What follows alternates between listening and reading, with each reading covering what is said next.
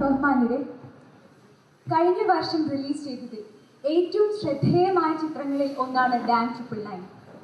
മാധ്യമങ്ങളിൽ നിറഞ്ഞു നിന്ന വിവാദ കൊടുങ്കാറ്റുകളും വിലക്കുകളും കോടതി വിധികളും ഒക്കെ ഉണ്ടായിട്ടും മനോഹരമായ ഈ സിനിമയുടെ കലാമൂല്യം പ്രേക്ഷകർ തിരിച്ചറിയുകയും ചിത്രത്തെ സ്വീകരിക്കുകയും ചെയ്തു. ശ്രീ സോഹൻ റോയുടെ തിരക്കഥ വിഖ്യാതമായ ഓസ്കർ ലൈബ്രറിയിലും അതോടൊപ്പം തന്നെ പ്രേക്ഷക ലക്ഷങ്ങളുടെ ഹൃദയങ്ങളിലും സ്ഥിരപ്രതിഷ്ഠ നേടി. ഏറെ നാളത്തെ കാത്തിരിപ്പിന് ശേഷം ഡാം 999 മലയാളം തിരക്കഥ ഇന്ന് പുസ്തക രൂപത്തിൽ പ്രകാശനം ചെയ്യുകയാണ്. മലയാള സാഹിത്യത്തിലെ അമൂല്യങ്ങളായ പുസ്തകങ്ങളെ എല്ലാം തന്നെ പ്രസിദ്ധീകരിച്ച മാതൃഭൂമി തന്നെയാണ് ഈ ദൗത്യം ഇന്ന് ഏറ്റെടുക്കുന്നത്. ഈ ചടങ്ങിൽ പങ്കെടുക്കാൻ ഇവിടെ എത്തിയിട്ടുള്ള എല്ലാ വിശിഷ്ട അതിഥികളെയും ബിസ് ടിവി നെറ്റ്വർക്സിന് വേണ്ടി ഞാൻ ഹാർദമായി സ്വാഗതം ചെയ്യുന്നു. പ്രമുഖ എഴുത്തുകാരനും പത്രാധിപരുമായ ശ്രീ KL മോഹനവർമ്മ സാറാണ് ഇന്ന് പുസ്തക പ്രകാശനം ഇവിടെ ചെയ്യുന്നത്. വ്യത്യസ്തമായ കാഴ്ചപ്പാടും വീക്ഷണവും കൊണ്ട് മലയാള സാഹിത്യത്തിന് പുതുമുഖം ഒരുക്കിയ അതുല്യ പ്രതിഭയാണ് ശ്രീ മോഹനവർമ്മ. സമൂഹത്തിലെ വിവിധ മേഖലകൾ ആഴത്തിൽ സ്പർശിച്ചുകൊണ്ടുള്ള പുതിയൊരു പാത മലയാള നോവലിന് അദ്ദേഹം സമ്മാനിച്ചു. 2 ഇംഗ്ലീഷ് പുസ്തകങ്ങൾ ഉൾപ്പെടെ 25ഓളം പുസ്തകങ്ങളുടെ രചയിതാവാണ് അദ്ദേഹം. 15ഓളം പുരസ്കാരങ്ങൾ ലഭിച്ചിട്ടുള്ള ശ്രീ മോഹനവർമ്മ സാറിനെ ഈ ചടങ്ങിലേക്ക് ഹൃദയപൂർവ്വം ഞാൻ സ്വാഗതം ചെയ്യുന്നു. പുസ്തകത്തിന്റെ ആദ്യ കോപ്പി ശ്രീ മോഹനവർമ്മയിൽ നിന്ന് ഏറ്റുവാങ്ങുന്നത് തന്റെ ആദ്യ ചിത്രത്തിലൂടെ തന്നെ പ്രതിഭ തെളിയിച്ച സുപ്രസിദ്ധ സിനിമാ സംവിധായകനായ ശ്രീ സലിം അഹമ്മദാണ്. ഏറെക്കാലത്തെ ഇടവേളയ്ക്ക് ശേഷം മലയാളത്തെ ലോക സിനിമയുടെ നെറുകയിൽ തന്നെ എത്തിച്ച ആദാമിന്റെ മകൻ അബുവിന്റെ സംവിധാന മികവ് ഈ ഉത്തര മലബാറുകാരന്റെ കലയോടുള്ള ആത്മസമർപ്പണത്തിന്റെ തെളിവാണ്. Shri Salim Ahmed sir, I welcome you. തികച്ചും വ്യത്യസ്തമായതും നിരവധി പുതുമകൾ നിറഞ്ഞതുമായ ഡാം 999 എന്ന ഹോളിവുഡ് സിനിമയുടെ തിരക്കഥ രചയിതാവും സംവിധായകനും എന്ന നിലകളിൽ തന്റെ ആദ്യ സംരംഭത്തിൽ തന്നെ ലോക സിനിമാ രംഗത്ത് ശ്രദ്ധേയനായ ശ്രീ സോഹൻ റോയ് ഇവിടെ സന്നിഹിതനാണ്. I welcome you sir. Shri V Rajagopal sir, deputy editor, Mathrubhumi Calicut, I welcome you sir. Shri Satheesh Rajavarma, director, Aries international maritime research institute നമ്മോടൊപ്പമുണ്ട്. സസന്തോഷം അദ്ദേഹത്തെ ഞാൻ സ്വാഗതം ചെയ്യുന്നു. പ്രശസ്ത സിനിമാ സംവിധായകൻ Rupesh Paul, I welcome you sir.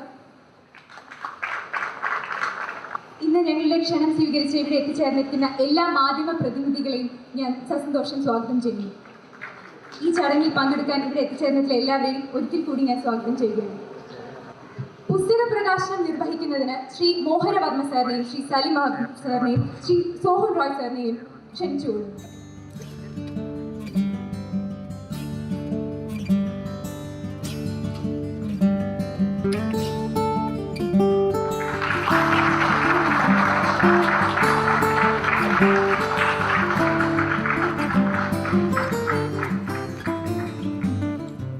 നമ്മെ അഭിസംബോധന ചെയ്യുവാൻ വേണ്ടി ശ്രീ മോഹനവർമ്മ സാറിനെ ഞാൻ ക്ഷണിക്കുന്നു.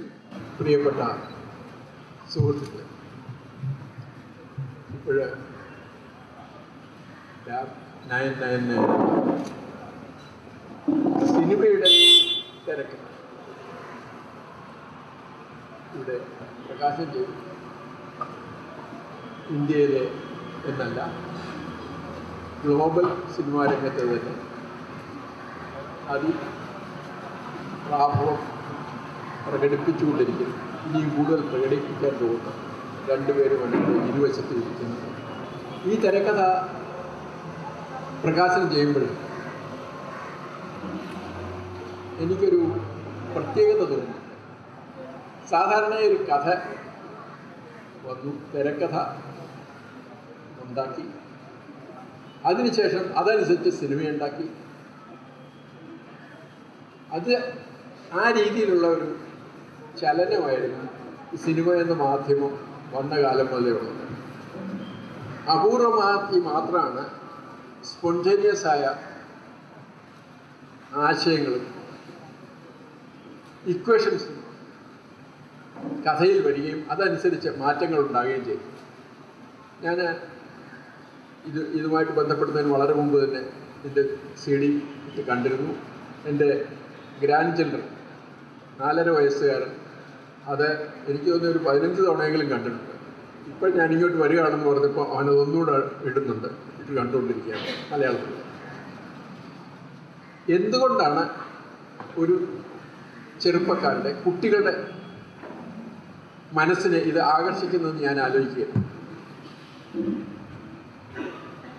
ഈ സിനിമ എന്ന മീഡിയം കൊണ്ടുവന്ന മാറ്റം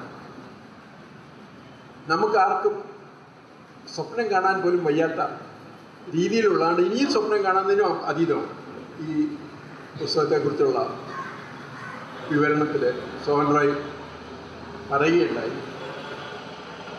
സത്യജിത്തിനെ അവസാനിപ്പിച്ചിട്ടാണ്, അല്ലെങ്കിൽ കംപ്ലീറ്റ് ചെയ്യാതിരുന്നിടത്തുനിന്നാണ് ഞാൻ തുടങ്ങുന്നത്. ഒരു കണക്കിൽ ഇന്ത്യ കണ്ടിട്ടുള്ള ഈ സിനിമ പ്രവർത്തകർ, ഞാൻ സിനിമ പ്രവർത്തകർ എന്ന വാക്കുപയോഗിക്കും, സിനിമയിലേക്കുള്ള മീഡിയം പ്രധാന കലാ സാഹിത്യ ആശയ സംവേദനത്തിൻ്റെ രൂപമായി മാറിയതിനു ശേഷം ഒട്ടും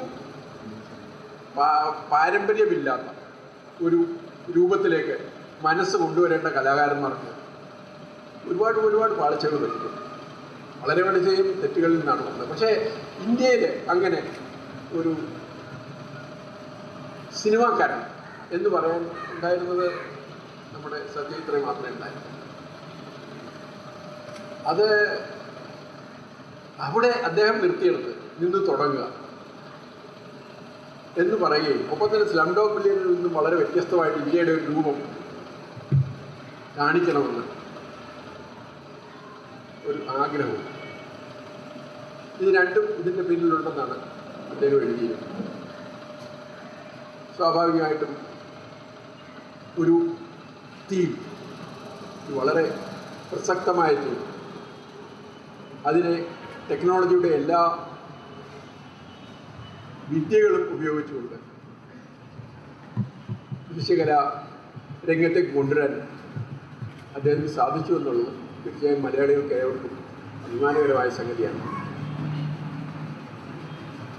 നമ്മുടെ ഇവിടെ മലയാള സിനിമകൾക്ക്, മലയാളികൾ മലയാളികൾക്കല്ല, ഇന്ത്യയിൽ തന്നെ ഉണ്ടാക്കിയ സിനിമകൾക്കൊക്കെ സിനിമ എന്നൊരു മീഡിയം വന്നു കഴിഞ്ഞപ്പോൾ ആദ്യത്തെ മാറ്റം വന്നത് ഇതുപോലുള്ള പ്രവർത്തനങ്ങളുമായി ബന്ധപ്പെട്ട മേഖലകളിൽ പ്രവർത്തിച്ചു കൊണ്ടിരുന്ന, ഉദാഹരണത്തിന് കഥ എഴുത്തുകാർ, നാടകം എഴുത്തുകാർ, നാടകം അഭിനയിച്ചു കൊണ്ടിരുന്നവർ, പാട്ടുകാർ, ഇങ്ങനെയുള്ളവരൊക്കെയാണ് സിനിമയുടെ ആൾക്കാരായിട്ട് മുമ്പോട്ട് വന്നത്. നമുക്കറിയാൻ എനിക്കൊരു 10 വർഷം മുമ്പ് വരെ മലയാള സിനിമയുടെ ഏറ്റവും പ്രധാന കാര്യം സംഭാഷണമാണ്. ഭയങ്കര ഒച്ചയോട് കൂടി അത് കാണിക്കുക, അത് കാണിക്കാൻ പറ്റിയ നടന്മാരായിരുന്നു നമ്മുടെ നടന്മാരായിട്ട് വന്നത്. അതിനുള്ള വ്യത്യാസം ഇപ്പോൾ കഴിഞ്ഞ ഒരു ദശകത്തിൽ അനവധി ചെറുപ്പക്കാരായ കലാകാരന്മാർ, ഞങ്ങളുടെയൊക്കെ കുട്ടിക്കാലത്തായിരുന്നെങ്കിൽ ഇവരൊക്കെ കഥയെഴുത്തും കവിതയെഴുത്തുമായിട്ട് അവസാനിച്ചേരും. അങ്ങനെയുള്ളവർ ഈ സിനിമാ രംഗത്തേക്ക് നേരിട്ട് വന്നു. ഇതൊരു വലിയൊരു മാറ്റമാണ് ഇവിടെ വരുത്തിയിരിക്കുന്നത്. എല്ലാവരും പറയും സാഹിത്യം പിന്നെ അതുകൊണ്ട് ഭയങ്കര നഷ്ടമായിട്ടുണ്ട്, ഒരു കുഴപ്പമില്ല, നഷ്ടമാകുന്നതിന് ഒരു കുഴപ്പമില്ല. അത് അവരുടെ ആശയങ്ങളെ കൊണ്ടുവരാനായിട്ട് ഈ മീഡിയത്തിനെ വളരെ ഭംഗിയായി അവതരിപ്പിക്കാൻ അവർക്ക് സാധിക്കും.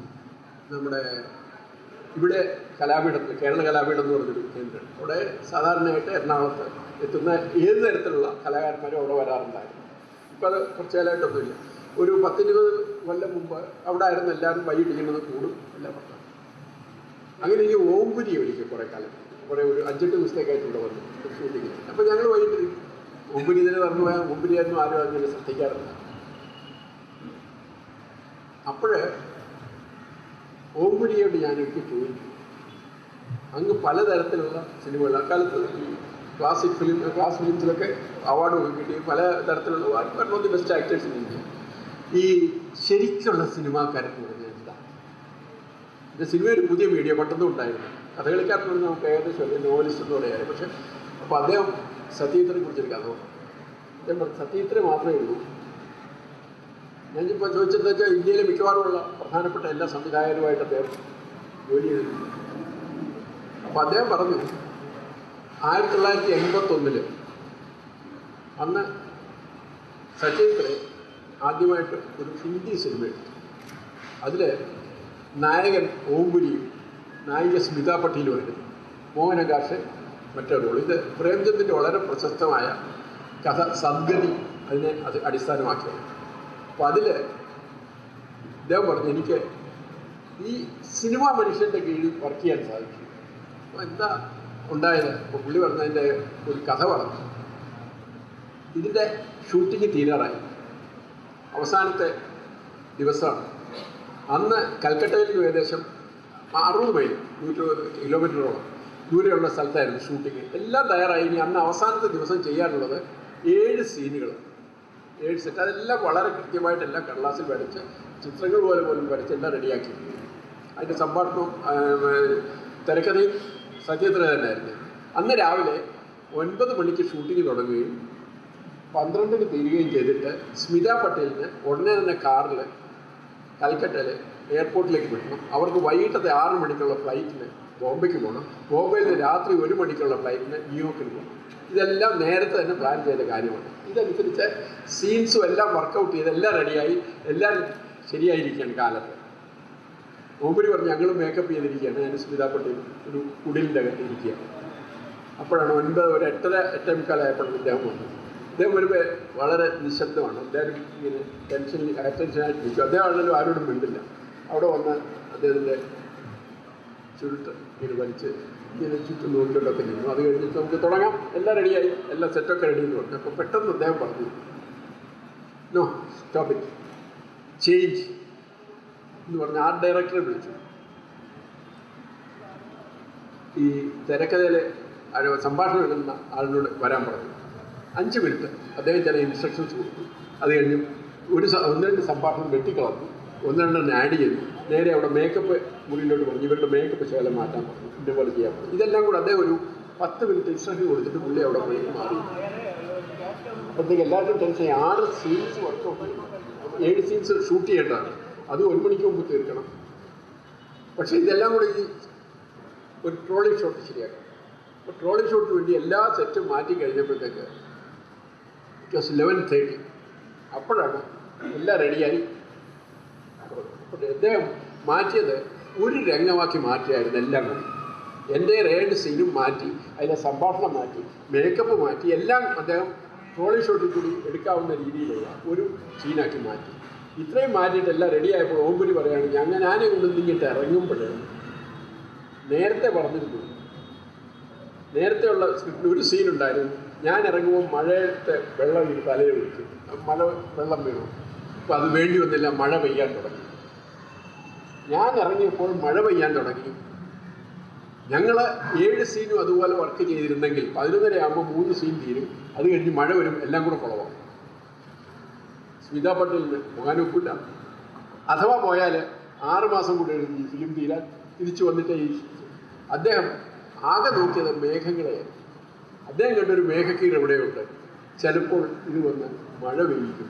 മഴ പെയ്യിച്ചാൽ എങ്ങനെ ഇരിക്കണം, അങ്ങനെയുള്ള ഒരു സീനാക്കി അദ്ദേഹം മാറ്റുകയായിരുന്നു. മഴ വന്നാലും കുഴപ്പമില്ലാത്ത രീതിയിലുള്ള ഒരു സീൻ വർക്കൗട്ട് ചെയ്തു. അതെല്ലാം കൂടി ചെയ്തപ്പോൾ കൃത്യം 11:30 തുടങ്ങി, 12:15 തീർന്നു. സ്മിത പട്ടേൽ പോയി.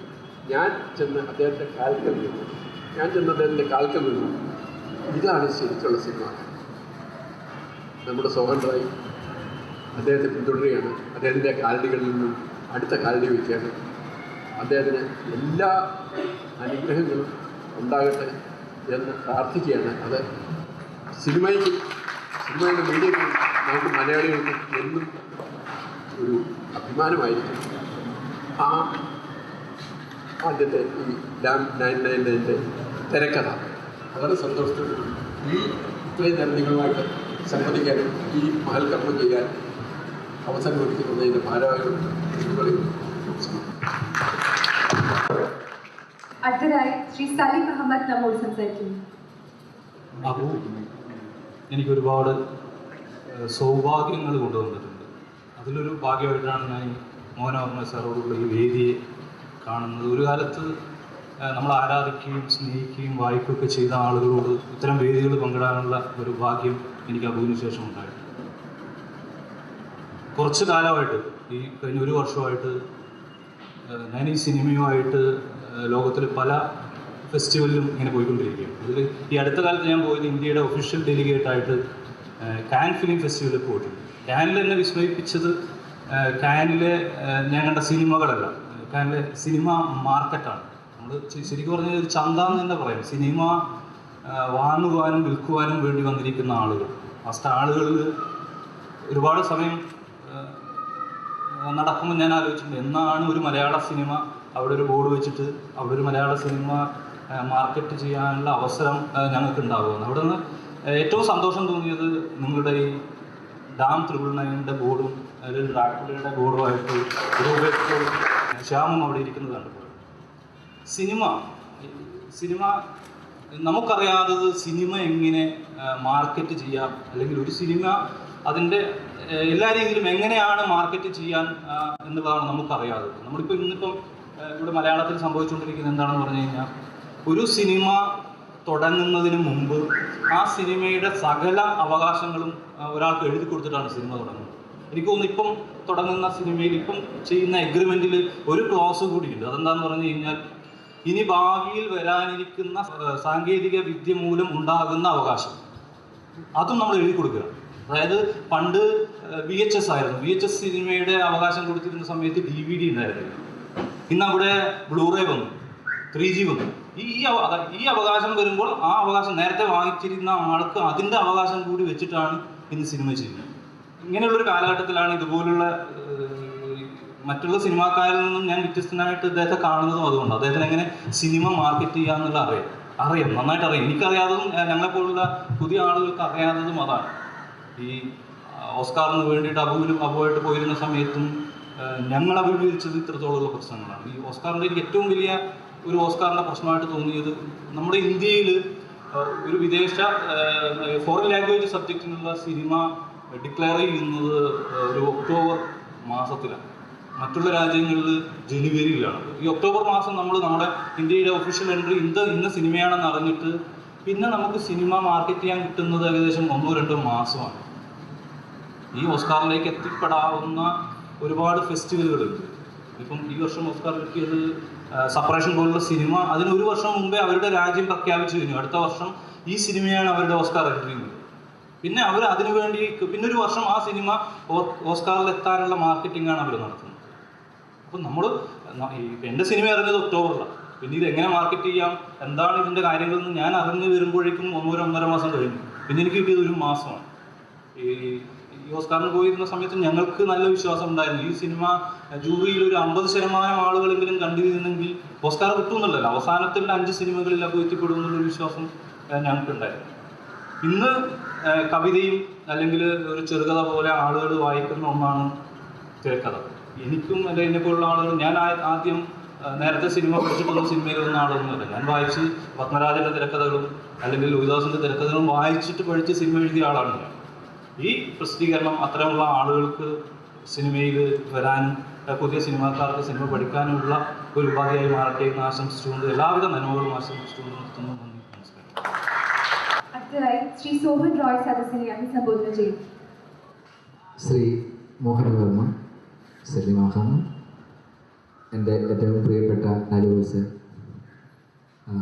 എൻ്റെ സുഹൃത്ത് രൂപേഷ് ബോൾ, ശ്രീ സതീഷ് ആചാര്യ, പ്രിയപ്പെട്ട സഹപ്രവർത്തകർ, സത്യം പറഞ്ഞാൽ ഇതുപോലൊരു വേദി, അതായത് ഒരു സാഹിത്യ സമ്പന്നമായ ഒരു വേദി ഡാം 999 ഉണ്ടാവുമെന്ന് എനിക്കൊന്ന് ആദ്യമായിട്ടാണ്. കാര്യം നമ്മൾ ഇതിനു മുമ്പ് നടത്തിയ ഇതിൻ്റെ ഇംഗ്ലീഷ് പ്രകാശനം എല്ലാം ഒരു കൊമേഴ്ഷ്യൽ കളറോട് കൂടിയായിരുന്നു. ഒരു വളരെ ആംബിയൻസ് തന്നെ ഡിഫറെൻ്റ് ആയിരുന്നു.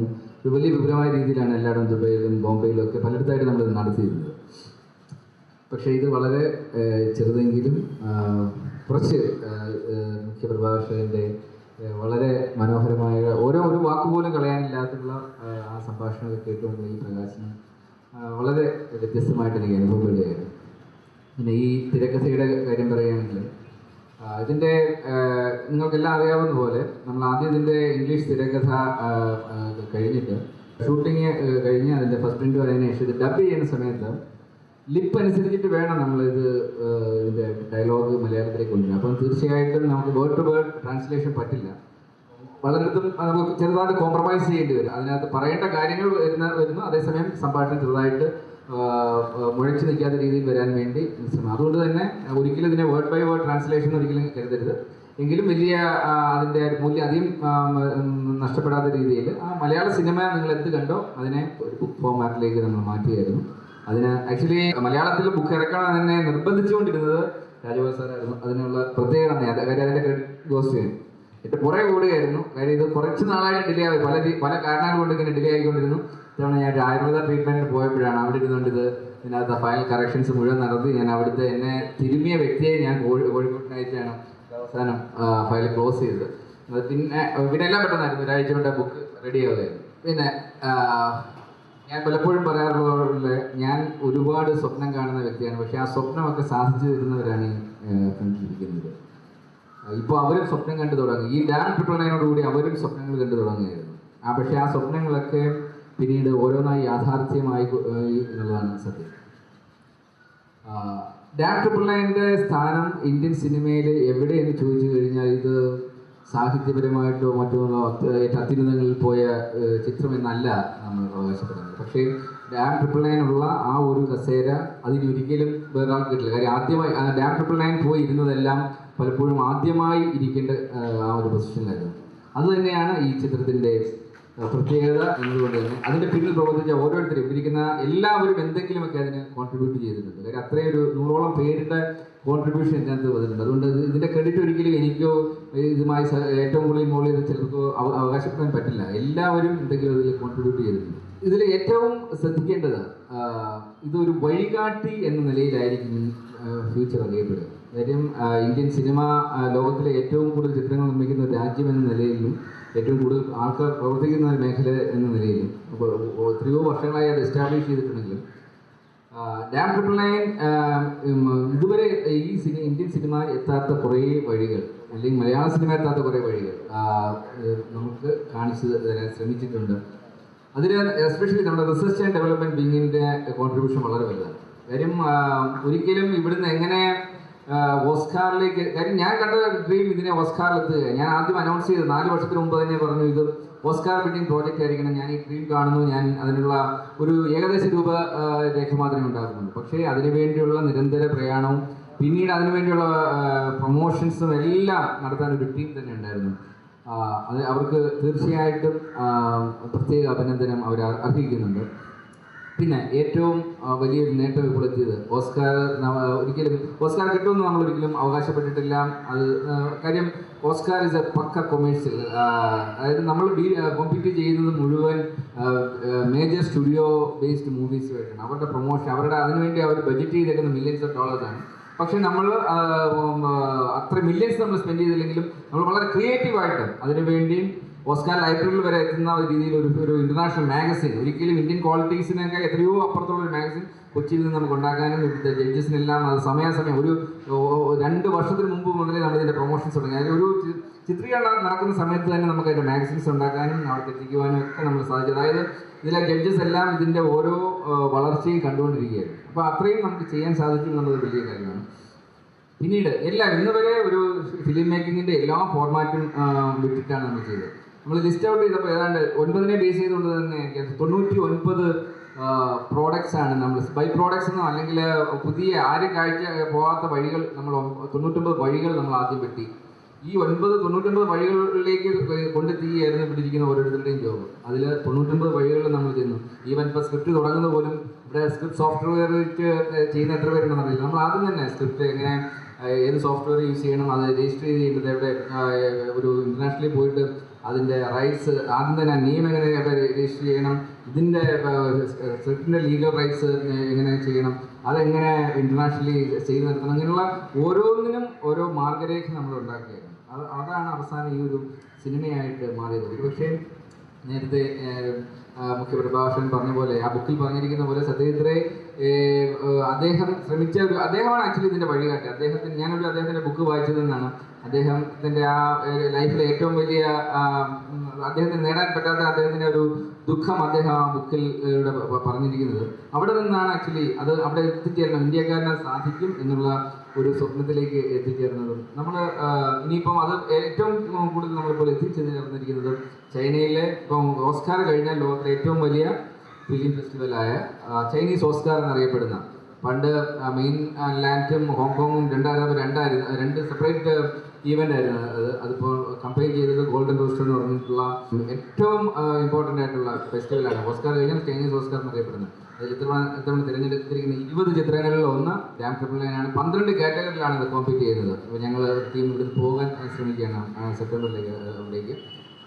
അത് ആ ന്യൂസ് ആദ്യം പുറത്ത് വിട്ടത് മാതൃഭൂമിയാണ്. മാതൃഭൂമി ഈ ഡാം ട്രിപ്പിൾ നയന് ഒരുപാട് സപ്പോർട്ട്, ആക്ച്വലി തുടക്കം തൊട്ട് തന്നെ അതിന് രാജഗോപാൽ സാറിനോട് പ്രത്യേകം നന്ദിയുണ്ട്. ഈ ബുക്ക് അതുകൊണ്ട് തന്നെ അവകാശം മാതൃഭൂമിക്കാണ് ഇത് പബ്ലിഷ് ചെയ്യാനുള്ളത്. ഇത്രയധികം പ്രൊമോഷൻസ് മാതൃഭൂമി തന്നിട്ടുണ്ട്. പിന്നെ ഈ ചിത്രത്തിൽ ഒരുപാട് വിമർശകരുടെ ഭാഗത്തുനിന്ന് ഒരുപാട് വിമർശനം ഉണ്ടായിട്ടുണ്ടാകും അതിൽ. പക്ഷേ അത് ഞാൻ ആരെയും കുറ്റപ്പെടുത്തില്ല. ഞങ്ങളുടെ ലക്ഷ്യങ്ങൾ എല്ലാം ഞങ്ങൾ നേടി. പക്ഷേ വിമർശകർ കാണുന്ന ലക്ഷ്യങ്ങൾ മറ്റൊന്നായിരിക്കും. അവർ അത് എത്രമാത്രം ഞങ്ങളുടെ ലക്ഷ്യങ്ങൾ കണ്ടിട്ടുണ്ട് എന്ന് അറിയത്തില്ല. അത് നമ്മളൊരു ടാർഗറ്റ് സെറ്റ് ചെയ്യുമ്പോൾ അതെല്ലാം അച്ചീവ് ചെയ്തത് പ്രേക്ഷകൻ എല്ലാം മനസ്സിലാക്കണമെന്നില്ല. പക്ഷേ എന്നെ ഏറ്റവും അധികം എനിക്ക് ഹാപ്പി ആയത് ഇതിൻ്റെ ആദ്യം വിമർശനം വന്നത് ഈ ചിത്രം വെറും ഒരു ജാതകം പ്രൊമോട്ട് ചെയ്യുന്ന ഒരു മൂവി മാത്രമാണ്, ഒരു പ്രണയകഥ മാത്രമെന്നാണ് ആദ്യത്തെ വിമർശനം പത്രത്തിൽ വന്നത്. അപ്പോൾ ഒരു കാര്യം വിമർശകൻ സമ്മതിച്ചു, ഇതിലൊരു പ്രണയകഥയുണ്ട്, ഇതിനകത്തൊരു ജാതകം ഒരു എലിമെൻ്റ്, അതായത് അസ്ട്രോളജി ഒരു എലിമെൻ്റ് ആണ് എന്നുള്ളത് വിമർശക പക്ഷത്തു നിന്ന് വന്നിട്ടുണ്ട്. അത് ഓക്കെ. പക്ഷേ പിന്നീട് ഞാൻ തുടക്കത്തിൽ പറഞ്ഞിരുന്നു ഇത് 9 രീതിയിൽ ഒരു ചിത്രത്തെ എങ്ങനെ കാണാമെന്നുള്ളത്.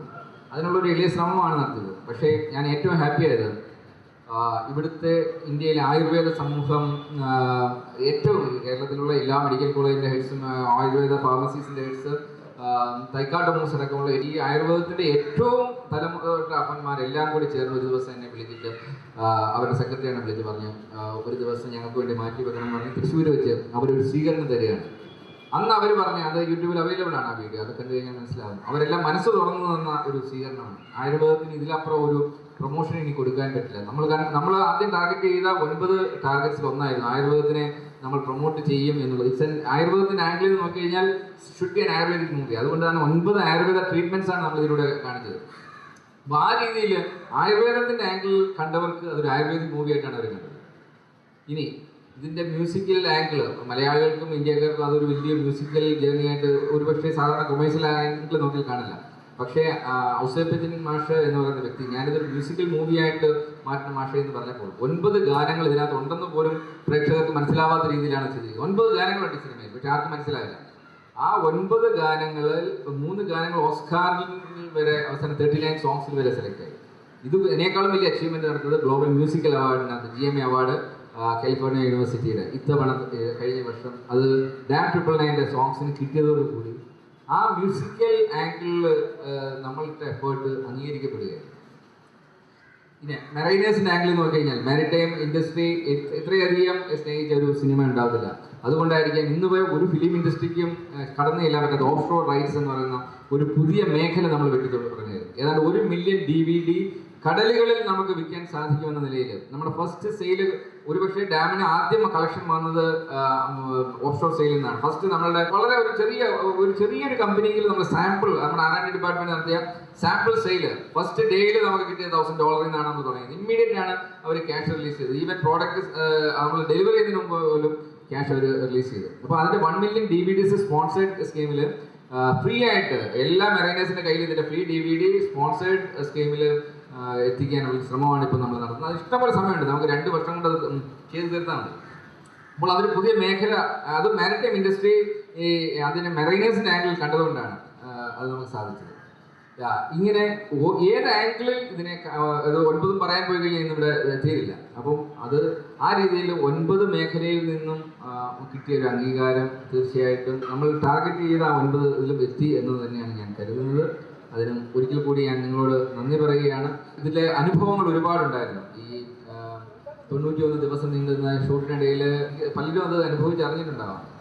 ഒരു 10 സിനിമ അല്ല 100 സിനിമ ചെയ്താൽ പോലും കിട്ടാത്തത്ര അനുഭവങ്ങൾ എനിക്കുണ്ടായിട്ടുണ്ട്. അതിൽ ഏറ്റവും വലിയൊരു അനുഭവം എനിക്ക് കിട്ടിയത്, ഏറ്റവും വലിയൊരു അംഗീകാരമായിട്ട് ഞാൻ കരുതുന്ന രാമോജി ഫിലിം സിറ്റിയിൽ ഞങ്ങൾ ഷൂട്ട് ചെയ്യാൻ പോകുമ്പോൾ അവിടെ രാമോജി റാവു എന്ന് പറയുന്ന ആ ഫിലിം സിറ്റിയുടെ ഇന്ത്യ കണ്ട ഏറ്റവും വലിയ ഫിലിം സിറ്റിയുടെ അത് അദ്ദേഹത്തിൻ്റെ ഡ്രീമായിരുന്നു. അദ്ദേഹം അത് ഉണ്ടാക്കി.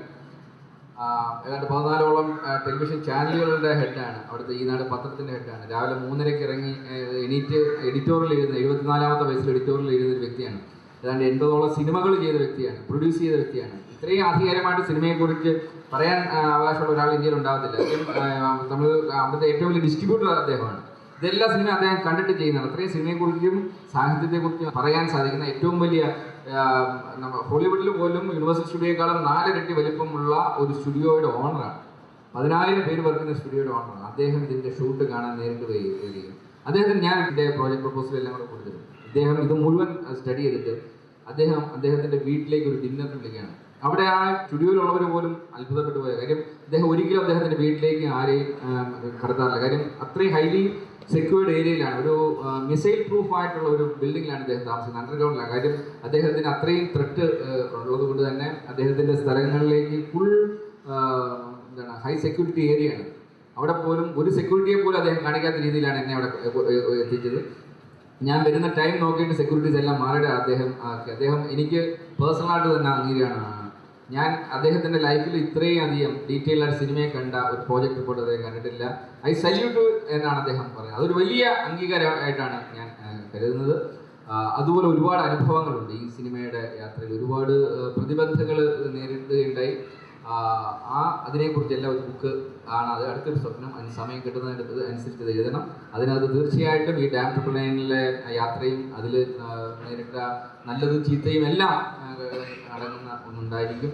അത് മാതൃഭൂമി തന്നെ പബ്ലിഷ് ചെയ്യും എന്ന് ഞാൻ പ്രതീക്ഷിക്കുന്നു.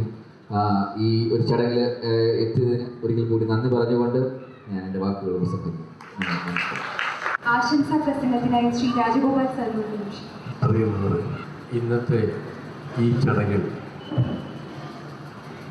സംബന്ധിക്കാൻ കഴിഞ്ഞത് പ്രത്യേകിച്ചും എൻ്റെ തലമുറയിലെ ഏറ്റവും ശ്രദ്ധേയരായ കഥാകൃത്തുക്കളിൽ ഒരാളായ മോഹനവർമ്മയുടെയും പുതിയ തലമുറയിലെ ഇനി ഒരുപാട് ദൂരങ്ങൾ സഞ്ചരിക്കേണ്ട ഒരു സംവിധായകൻ്റെയും സാന്നിധ്യത്തിൽ സോഹൻ റോയുടെ പുതിയ ചിത്രത്തിൻ്റെ തിരക്കഥ മലയാളത്തിൽ പുറത്തിറക്കുമ്പോൾ ഒരു മാതൃഭൂമിക്കാരൻ എന്നുള്ള രീതിയിൽ എനിക്ക് അനർത്ഥമായ ചാരിതാർത്ഥ്യമുണ്ട്, ആഹ്ലാദമുണ്ട്. ഡാം ട്രിപ്പിൾ നയൻ്റെ ഷൂട്ടിങ്ങൊക്കെ കഴിഞ്ഞ് അവർ കേരളത്തിൽ തിരിച്ചെത്തിയപ്പോഴാണ് ഞാനിത് സംബന്ധിച്ച് ബന്ധപ്പെടുന്നത്. ഈ ഒരു സബ്ജക്റ്റിൻ്റെ സാമൂഹ്യ പ്രസക്തി അതാണ് എന്നെ ഏറ്റവും ആകർഷിച്ചത്. വാസ്തവത്തിൽ ഒരു പ്രത്യേക കാലഘട്ടത്തിൽ കേരളമല്ല ഇന്ത്യ മുഴുവനും ഇളകിമറിക്കാൻ കഴിഞ്ഞ ഒരു തിരക്കഥ, ഒരു സിനിമ എന്നുള്ള രീതിയിൽ ഇതിനു മുമ്പ് ഇങ്ങനെയൊരു സംഭവം ഉണ്ടായിട്ടുണ്ട് എന്നെനിക്ക് തോന്നുന്നു. സുപ്രീം കോടതി വരെ കാര്യങ്ങളെത്തി, ഒരുപാട് ചർച്ച ചെയ്യപ്പെട്ടു. ഇന്നും അതിൻ്റെ അലയോലികൾ അവസാനിച്ചിട്ടില്ല. ഗുരുതരമായ മുന്നറിയിപ്പ് നൽകുന്ന ഒരു വിഷയം അതിൻ്റെ ഗൗരവത്തോടെ ഭരണകൂടത്തെ, ഭരണാധികാരികളെ ബോധ്യപ്പെടുത്താൻ കഴിയുന്നു എന്നുള്ളത് ചെറിയ കാര്യമല്ല. അതുകൊണ്ട് തന്നെ സോഹൻ റോയുടെ ഈ സിനിമ ഇന്നത്തെ സിനിമയല്ല, നാളത്തെ സിനിമയാണ്.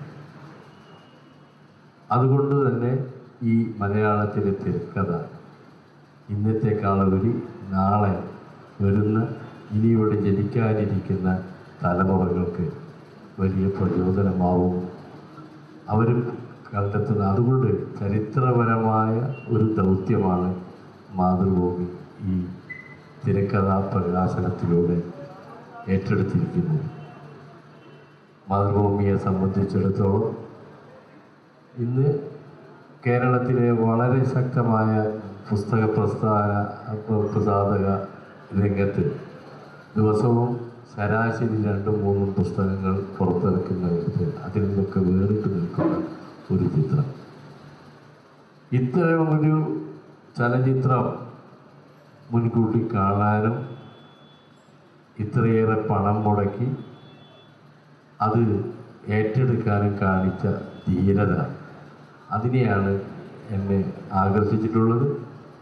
അത് ഇവിടുത്തെ ചലച്ചിത്ര ഏതെങ്കിലും തരത്തിൽ ലാഭം മാത്രമല്ല. എൻ്റെ അഭിപ്രായത്തിൽ ഞാൻ എപ്പോഴും പറയുന്നത് ഇദ്ദേഹം കാലത്തിന് മുമ്പേ നടന്നു എന്നുള്ളതാണ് എനിക്ക് തോന്നുന്നത്. അതുകൊണ്ട് തന്നെ ഈ സിനിമയും ഈ തിരക്കഥയും ഇവിടെ നിലനിൽക്കും. അത് നാളത്തെ തലമുറക്ക് പ്രയോജനകരമാവും. ആ രീതിയിൽ മുന്നോട്ട് പോകുമ്പോൾ ഇതിന് മാതൃഭൂമി ചെയ്തത് മാതൃഭൂമിയുടെ ഒരു കർത്തവ്യ നിർവഹണത്തിൻ്റെ ഭാഗമായിട്ടാണ്. കാരണം മാതൃഭൂമിയിൽ അത് പ്രസിദ്ധീകരിക്കുകയും അതിൻ്റെ അപ്പപ്പോഴുള്ള വിവരങ്ങൾ ഓരോ ഘട്ടത്തിലും അത് സൂക്ഷ്മമായി വിലയിരുത്താനും അത് പ്രസിദ്ധീകരിക്കാനുമുള്ളൊരു ശ്രമം ഞങ്ങളുടെ ഭാഗത്തു നിന്ന് ഉണ്ടായിട്ടുണ്ട്. അത് ചെയ്യുക എന്നുള്ളത് കാലഘട്ടത്തിൻ്റെ ആവശ്യമായിരുന്നു. അതുകൊണ്ട് തന്നെ ഇന്നത്തെ ഈ ചടങ്ങ്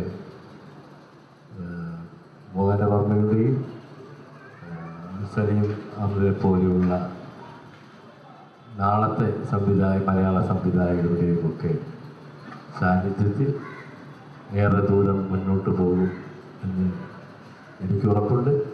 അങ്ങനെ സംഭവിക്കട്ടെ. ഇതൊരു തുടക്കമാവട്ടെ എന്ന് ആത്മാർത്ഥമായി ആഗ്രഹിച്ചുകൊണ്ട് പ്രാർത്ഥിച്ചുകൊണ്ട് ഞാൻ അവസാനിപ്പിക്കുന്നു. ആശംസ പ്രസംഗത്തിനായി ശ്രീ രൂപേഷ് കോൺവെൻഷൻ. മോഹനവർമ്മ സാർ നേരത്തെ ഒരു പരാമർശം നടത്തി, അധികം പേര് ശ്രദ്ധിച്ചില്ലേ, സിനിമയുമായി കുറച്ചൊക്കെ ബന്ധമുള്ള ആൾ എന്ന നിലയിൽ നിന്നൊരു പ്രയോഗം അദ്ദേഹം നടത്തി. ശരിക്കും പറഞ്ഞാൽ എൻ്റെയൊക്കെ ജനറേഷൻ ഞങ്ങൾ സ്കൂളിൽ പഠിക്കുമ്പോഴൊക്കെ ഈ ഷൂട്ടിംഗ് ഒന്നും കാണാൻ സൗകര്യമൊന്നും ഉണ്ടല്ലോ. ഒരു സിനിമ ഷൂട്ടിംഗ് അതിൻ്റെ A to Z എന്താണെന്ന് നമ്മൾ പഠിച്ചത് ചിലപ്പോൾ ഇദ്ദേഹം തന്നെ മറന്നുപോയ ഒരു നോവലിലൂടെ ആയിരിക്കും. എന്നാൽ കലാമൂർത്തി സീരിയലൈസ് ചെയ്ത് വന്ന നോവൽ സിനിമ എന്ന് പറഞ്ഞൊരു നോവലുണ്ട്. നമ്മൾ ഷൂട്ടിംഗ് ലൊക്കേഷനിൽ പോയി നിന്നാൽ പോലും അത്രയും അനുഭവം ഉണ്ടാവില്ല. അതിൽ നിന്നൊക്കെ ഉള്ള ഒരു വഴിതെറ്റി സാറ് ആ നിലയ്ക്ക് നമ്മളൊക്കെ വഴിതെറ്റിച്ച ഒരാളാണെന്ന് കൂടി പറയാം. അത് വായിച്ചില്ലായിരുന്നെങ്കിൽ നമ്മളൊക്കെ രക്ഷപ്പെട്ടു പോയാലെന്നാണ് ഞാൻ വിചാരിക്കാറുണ്ട് പലപ്പോഴും. അത്രയധികം ആവേശം എന്നൊരു നോവലായിരുന്നു. അപ്പോൾ സാറിൻ്റെ വാക്കുകൾ വളരെ ഒതൻറ്റിക്കായിട്ട് എടുക്കാവുന്ന, ഈ പുസ്തകത്തെപ്പറ്റി സിനിമയെ പറ്റി പറയുന്ന ആൾ ഏറ്റവും ഒതൻറ്റിക്കായിട്ട് എടുക്കാവുന്ന, സാഹിത്യരംഗത്തെ ഒരു കുലപതി നിൽക്കാൻ സിനിമയിലും കൃത്യമായ എന്തുകൊണ്ട് അദ്ദേഹം പിന്നെ സിനിമ ആ ഇതുമായിട്ട് മുന്നോട്ട് പോയി കയറി അത്രയും ഭയങ്കര നമ്മളിങ്ങനെ കണ്ണിൽ കാണുന്ന പോലെയായിരുന്നു. 3D ചിത്രം കാണുന്ന അത്രയും ഭയങ്കരമായ ഞാൻ 5ാം ക്ലാസ്സിലോട്ട് പഠിക്കുമ്പോഴേ സീരിയലൈസ് ചെയ്ത് വരുന്നത് ഈ നോവലത് നമ്പൂരി ചിത്രം വരുന്നത്. ഇതുവരെ ആരും പറയാതെ പോയൊരു പോയിന്റ് ഉണ്ടെന്ന് എനിക്ക് തോന്നിയൊരു കാര്യം എന്താ വെച്ചാൽ ഇപ്പോൾ ഒരു നമ്മൾ വിചാരിക്കാം ഈ ഡാം 999 എന്ന് പറയുന്ന ഇതേ തിരക്കഥ, ഇതേ വരികൾ, ഇതേ വാക്കുകൾ, ഇതേ സ്ക്രിപ്റ്റ് എല്ലാം മേധാ പട്കർ എന്ന പേരിലാണ് ഒരു ഹദർ സാരി എടുത്തിട്ട് പൊട്ടു തൊടാതെ മുടി ചെയ്യാതെ നടക്കുന്ന ഒരു സ്ത്രീയാണ് ഈ സിനിമയുടെ തിരക്കഥ എഴുതുകയും ഈ സിനിമ എടുക്കുകയും ചെയ്തിരുന്നെങ്കിൽ ഇന്ത്യൻ ചരിത്രത്തിൽ ഈ സിനിമയുടെ സ്ഥാനം എന്താകുമായിരുന്നു എന്ന് ആലോചിച്ചു. നമ്മുടെ മാധ്യമ ലോകത്തിൻ്റെ ഒരു ഭയങ്കരമായ ഇരട്ടത്താപ്പ് കാരണം മാത്രമാണ് സിനിമ ചരിത്രത്തിൽ ഇതിൻ്റെ യഥാർത്ഥമായ സ്ഥാനം കണ്ടെത്താതെ പോയത്. കണ്ടെത്തിയിട്ടില്ലെന്ന് ഞാൻ പറയും, ഇനി കണ്ടെത്തില്ലെന്ന് പറയില്ല, അത് കാലം പിന്നീട് തിരിച്ചറിയും. ഇത് നടത്തിയിട്ടുള്ള ഒരു രാഷ്ട്രീയ പ്രവർത്തനം ചെറിയ സംഭവമല്ല. നമ്മൾ ഇതിൻ്റെ സിനിമ കണ്ടിട്ട് ഏതെങ്കിലും 7ാം കൂലികൾ ഈ മൾട്ടിപ്ലക്സിൽ വന്നിരുന്നിട്ട് പോപ്കോൺ കഴിക്കുന്ന ആൾക്കാരുടെ റിവ്യൂ അല്ല അതിനാവശ്യം. ഇതൊരു പൊളിറ്റിക്കൽ ആക്ടിവിറ്റി ആയിരുന്നു. അത്രയും വലിയൊരു ഇഷ്യൂ അഡ്രസ്സ് ചെയ്യാൻ നമ്മളിവിടെ എറണാകുളത്ത് വന്നു കഴിഞ്ഞാൽ ഹോട്ടലൊക്കെ താമസിക്കുമ്പോൾ രാത്രി കള്ളുടിക്കുന്ന സമയത്ത് പറയും മുല്ലപ്പെരിയാർ എങ്ങാനും പൊട്ടിക്കഴിഞ്ഞ് കഴിഞ്ഞാൽ നാളെ രാവിലെ കാണില്ലെന്ന് നമ്മൾ പറയുന്ന ഒരു സംഭവമുണ്ട്. ഇത് ഭയങ്കര സീരിയസ് ആയ ഇഷ്യൂ ആയിരുന്നു. ഈ ഡാം 999 ഈ ഇഷ്യൂ കൊണ്ടുവന്ന് ചർച്ച ചെയ്യുന്ന സമയത്ത് സകല മാധ്യമങ്ങളും എല്ലാ രാഷ്ട്രീയക്കാരും ഒരുപോലെ സമ്മതിച്ചു ഇത് വലിയൊരു ഇഷ്യൂ ആണ് സംഭവിച്ചു. അതിനുശേഷം എല്ലാവർക്കും കൃത്യമായി കിട്ടേണ്ടത് കിട്ടിക്കഴിഞ്ഞപ്പോൾ എല്ലാവരും വളരെ തന്ത്രപൂർവ്വം പിൻവാങ്ങുകയാണ് ഉണ്ടായത്. ആ അർത്ഥത്തിൽ ഇത് ഭയങ്കര പൊളിറ്റിക്കൽ ആക്ടിവിറ്റിയാണ് ഈ സിനിമ. അതായത് ഇപ്പോൾ ഈ സിനിമ കൊണ്ടുപോയിട്ടുള്ള ഇപ്പം ഈ ലോകത്തിൻ്റെ അങ്ങേയറ്റം വരെ പോയി എന്നുള്ളതൊക്കെ നമുക്ക് എല്ലാവർക്കും അറിയാവുന്ന കാര്യങ്ങളാണ്. അതിനേക്കാൾ വലിയൊരു രാഷ്ട്രീയ പ്രവർത്തനം എന്നുള്ള നിലയ്ക്ക് നാളെ ഈ സിനിമയുടെ ഒരു വിക്കിപീഡിയ ആർട്ടിക്കിൾ എഴുതുകയാണെങ്കിൽ ഇതൊരു പൊളിറ്റിക്കൽ സിനിമയാണെന്ന് ഞാൻ എഴുതുള്ളൂ. ഞാനായിരുന്നു ആ വിക്കിപീഡിയ എഡിറ്ററെങ്കിൽ ഇതൊരു പൊളിറ്റിക്കൽ മൂവിയാണ്. കാരണം അത്രമാത്രം പൊളിറ്റിക്കലായിട്ടുള്ളൊരു ദൗത്യമാണ് നിർവഹിച്ചത്.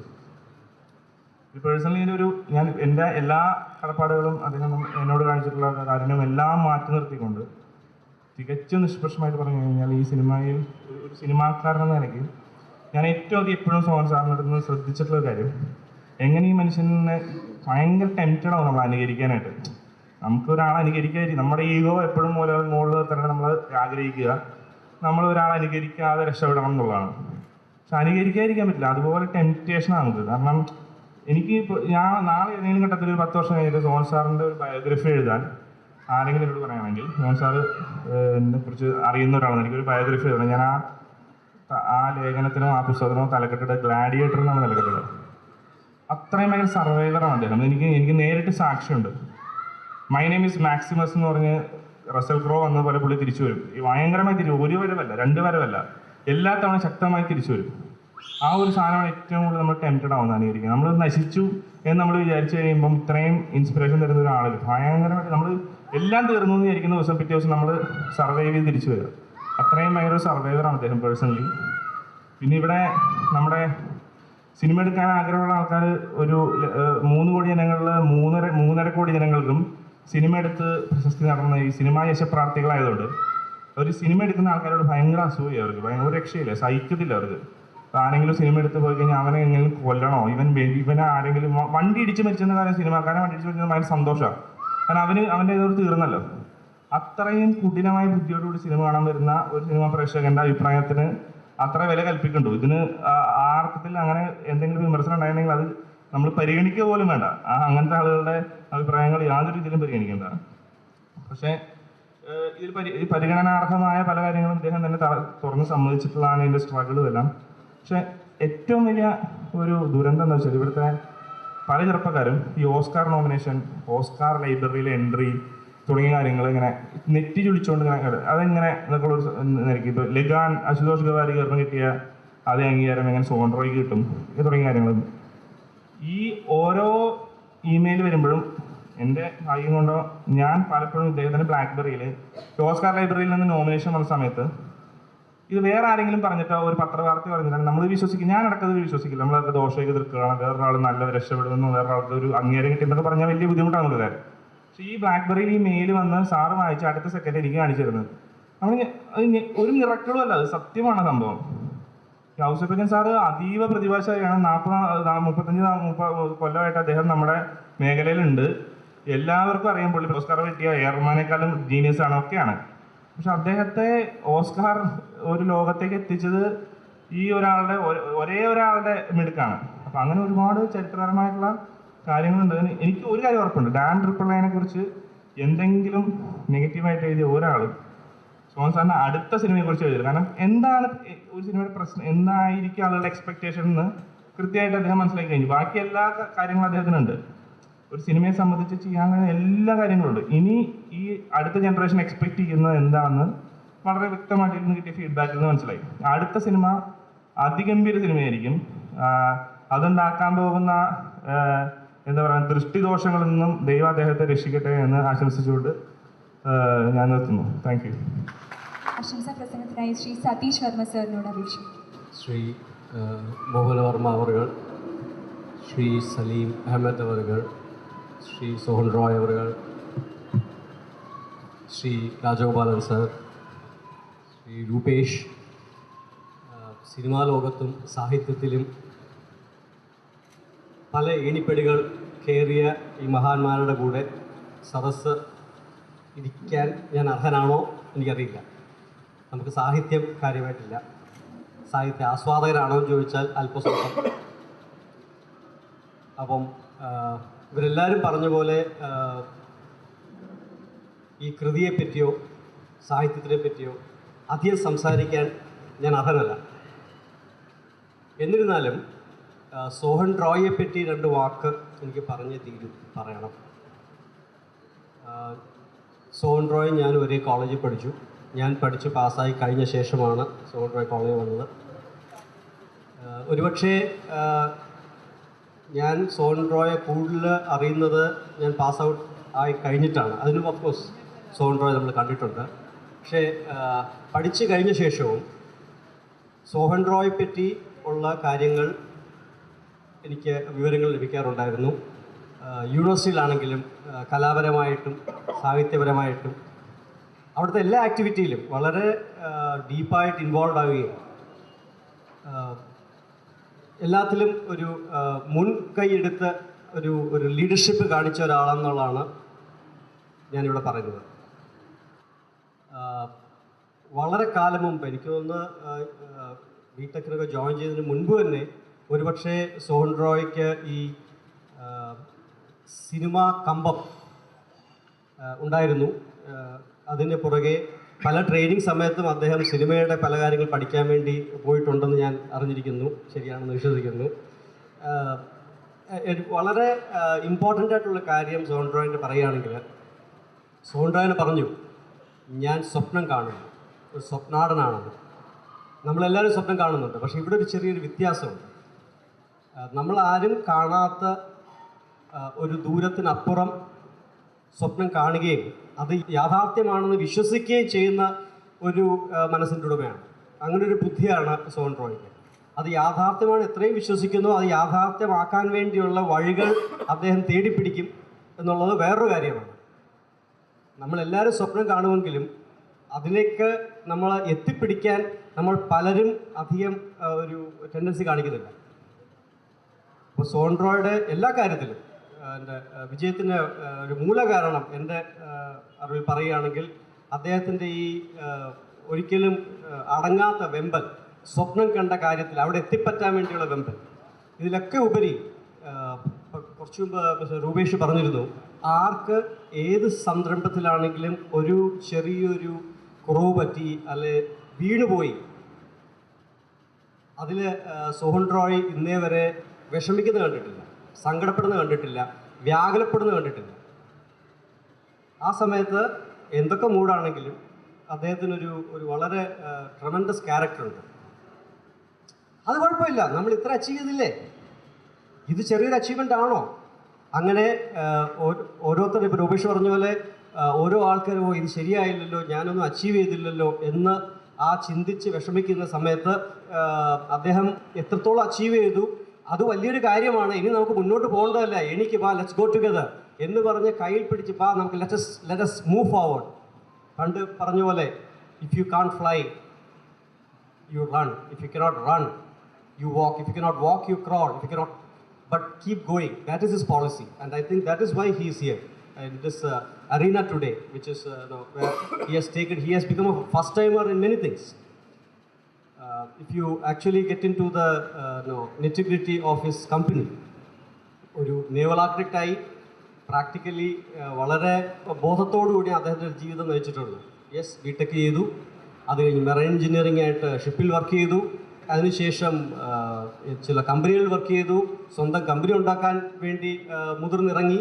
ആരും ആ സമയത്ത് ചെയ്യാത്ത കാര്യമാണ്.